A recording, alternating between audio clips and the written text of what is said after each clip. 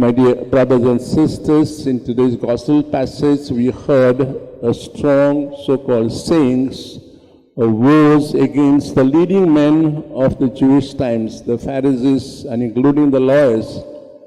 Why did Jesus have such strong words against them? It reminds me of Saint Peter Claver, a Jesuit saint who spent much of his life, or rest of his life, working with the slaves in Cartagena in North America.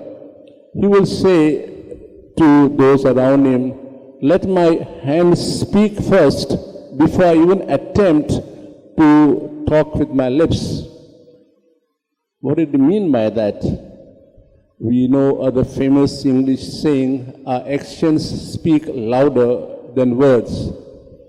And when you look in this context, today's message, the gospel, Jesus is quite strong in his language against these people because they spoke, and they spoke, and they spoke.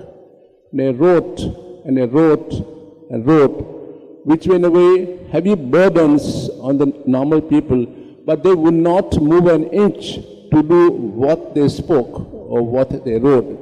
So they became heavy burdens on ordinary, simple people.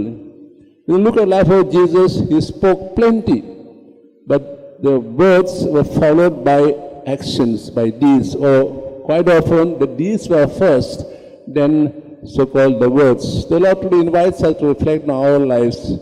Are we talkers or are we doers? It is easy to say this, but then when it comes to practical life, it is not easy.